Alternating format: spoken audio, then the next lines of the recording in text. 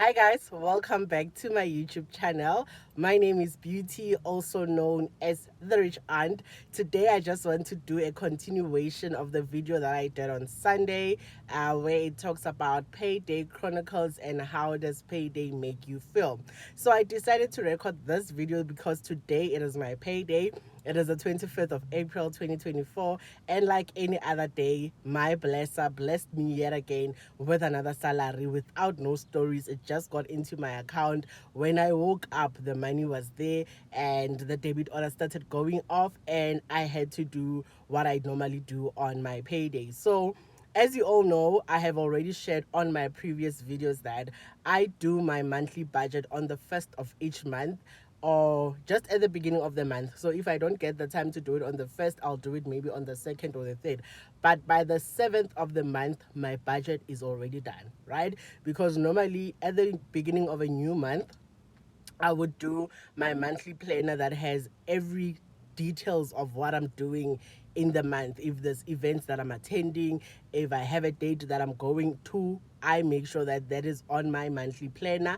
And once it's on the planner, then we do the budget. So the budget will then include everything that needs to be done in that month, right? So if my niece asked me for something, I would then note it down on my budget for that month. So Lego High, they know that when you ask me for money, you need to do it before the 7th, especially if you want it. Obviously, I'm gonna give it to you, Kadi 25. But then you don't tell me, Kadi 25, that I actually need your assistant, but then you need to tell me before the 7th so that when I do my budget, I squeeze you in and I will let you know if I can afford or I can't afford, or rather how much can I afford to assist you with. So that has been my routine. I've let my family know of this, and yeah, Lebona, they know if I need something from Ubu, I need to tell her before the 7th or before the first of the month to say, please budget this amount for me, as I needed for 1, 2, 3, 4. But if you say it on the 20th, Mina, my budget is already closed, right? So, like any other payday, I woke up, I did my morning devotions, my morning declarations, and yeah, my morning routine. But obviously, then on the 25th, the routine is a bit different because then I set aside about 45 minutes to actually do all the other transfers and do everything, make sure that I'm ticking off everything that is on my budget list. So then I put away 45 minutes to actually spend it with my money, right? So the one thing that I did when I woke up this morning, especially in the 45 minutes whereby I was dealing with my finances, there's this prayer that I saw on TikTok by a lady that I saw on YouTube. She has a YouTube channel, Melody, right? They were interviewing her in another platform and I liked her. Then I went onto her social media profile, and when I saw it, I followed her on TikTok and everywhere. Then she has this video on TikTok where she shares a prayer that you can actually pray ka payday over your salary. And I found that prayer to be very powerful. I always pray ka payday, but then there were elements in that prayer that, you know what, ne? Like she is so detailed about what needs to happen with my salary in this month. There's a lot of declaration and direction to say, Lord, this is what I want my salary to do. I don't want to get into any unplanned commitments. You break all those things tailoring. They might want to interrupt payday, unforeseen circumstances or unplanned accidents or scams. The prayer is so detailed. So I think I spent around, the prayer is 3 minutes long, but as I was praying with her on the video, I decided that, you know what, I want to write this prayer down. So it took me about 15 minutes to write the prayer down because I had to pause, write. And once I had it on a black, on black and white, then I was able to actually say the prayer confidently without actually following her. It was better when I did it on my own. So I did that this morning. I prayed over my finances. I directed where I want my salary to go. I spoke abundance over it. I spoke the word of God. There's a part whereby she says that, Lord, you were able to feed 5,000 people with just 5 loaves. So even with my salary, can I be able to reach all my commitments and even more? Because we trust that our God, He is just like that. He can make little to actually be so much or so enough to cover everything that you need to cover. So I found that prayer to be so powerful. And yeah, so that's what I did in the first few minutes of actually getting into my payday routine. So once the prayer was done, I went to my budget and I started doing my payments. I ticked off all debit orders that have already went off, and I did my cash sent for my cash stuffing. And yeah, so once that was done, I re-looked at the budget again and then went through last budget to see if there's nothing that I'm missing. I went onto my beneficiaries to make sure that everyone is paid correctly and everything that I pay is actually paid, right? So that was done. And how did that make me feel? I felt so much in control of my finances. I felt so much at peace. I felt very happy that I was able to meet all my commitments. I felt so in control, ne? And the other thing, today I am receiving my stockfall money. Oh, but about stockfall, they are very punctual. By 7 o'clock, everyone paid the stockfall money, right? And the most beautiful thing, or rather one thing that made me realize that I have really grown in my finances, was that previously, when I would receive my stockfall money, that month, I don't take out that money from my income to say, Lena, I'm putting into my own stockfall. So this year, what I decided to do is that, because the stockfall money is the money that I want to use to pay off my balloon payment on the car, right? So what I did when I did my budget, like at the beginning of the month, I opened a savings plan. Ne? So that savings plan, I did it a fixed term account. So I fixed it for a period of 7 months, because that is where I actually get the best interest. I wanted to do it for 6 months so that then I can reinvest again until I actually reach March, right? So I just did it for 7 months. And in the 7 months, that's actually where I get the best interest, because I wanted to actually get a young 1.5, 1.8 of interest, and I could only get it when I invest that money for 7 months, right? So I opened the fixed term savings account and I did it a multiple deposit, right? And I took that account number. So every month you have to share the account number in the group for the person that's actually receiving the stockfall money. So then what I did, I send them that account number so that the money does not get together with my salary on the same day, because I know most of the people that are in that stockfall, we actually, some of them, we work for the same company, others work for ABSA and Standard Bank. So we are the people in the banking industry doing the most, right? So we are helping each other. And a lot of people have shared their testimonies to say, this money has helped me pay off my debt, and, right? So I opened that fixed account and I gave them that account number. And everyone, by 7 o'clock, all the money was there, including my own. So I was able to put away 3,000 as well. Yeah, stock fell. The fact that I'm the one receiving the stock fall did not stop me to actually continue to get the selling. So I took the 3,000, I put it in the savings account, and that money is fixed for the next 7 months. And I'm so happy. And there is one, I was looking for something on my bank statement that happened actually on this month last year. So I went to view my statements for April 2023, right?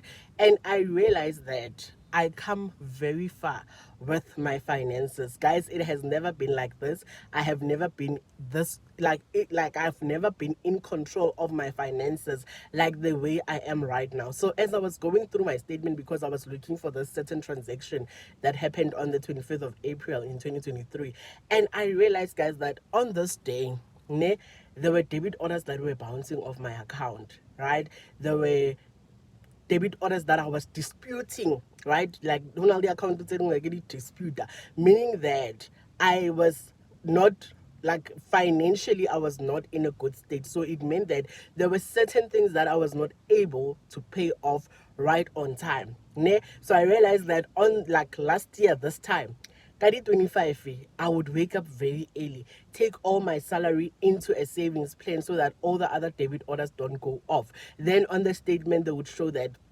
the debit order returned unpaid. And those that actually went off, I disputed them. So I saw that this has been a journey, right? And the reason I would dispute debit orders, it means that I actually committed to more things that do not cover my salary. Because number one, I was not living by a budget, right? I was not doing a budget. I was not having money conversations with myself. When somebody asked me to assist them with money, get it 25, I would rather compromise my own things so that whoever that I'm helping, a friend, a sister, they are sorted out. And I realize that right now I have grown. I'm so much in control. I know that sometimes I'm a people's pleaser, or I just like to take care of people, especially people that are close to my heart. So if a friend says, "Beau, I need 3,000," much as I don't have it, I will make a sacrifice to reverse a debit order and actually help a friend out. But right now I am smart. I have educated myself that I come first because this is my credit score that I am running. This is my credit profile that I'm running. This is my, like, I'm putting myself on a financial strain because I didn't have the money conversation with myself, because I didn't do budgeting with myself. So today, as I was going through that statement, I realized that I have grown up so much financially. I have grown up, right? So at that point I was like, yo, so I was reversing this debit orders. This was me. And my at that time I was okay, I think I was still driving. Yeah, I was driving the same car, paying the same installment. So even though I was not getting the same salary, but then there are things tailoring negisa kon who afford, but I had them, right? I saw at that time I had the account for Shein, I had an account to go Mr. Price, I had an account go the fix. And these accounts I actually didn't even open them for myself. I was actually helping my siblings, and yo guys. And when I started this thing of taking care of my finances, the first thing was I wanted to get rid of those accounts. And I look back today, I was like, I settled those accounts. Like, the fixed account, it had an installment due yabuma 5,000. Then there was a Mr. Price account that had an installment due, not installment, the balance yabuma 10,000. And I realized how far I've come. Like, I had to make so many sacrifices to make sure that I pay off all those debts. Like, there were times whereby I couldn't even buy the makeup that I use. I had to, look into it, because I was like realizing, okay, I spend so much. It's not really so much money, but obviously the makeup that I use right now I can afford it. Previously I couldn't afford it, but I used to use it, right? So when I started having this money conversations with myself, when I decided that I want to cut off this debt, right, I want to pay off this account, get it over and done with, there were certain things that I had to cut off from my own account. It included reducing money that I spent on my toiletries. I had to change the foundation that I'm currently using, but then at some point I had to stop using it because it's a bit expensive, and I actually downgraded to another foundation. And I didn't do my nails. I think most of the time last year, I would only do my nails if I'm going somewhere, or yeah, But in most cases, my nails were, I wouldn't do them. I would literally, intentionally take the money that I do, like that I use for my nails, and put it into the Mr. Price account.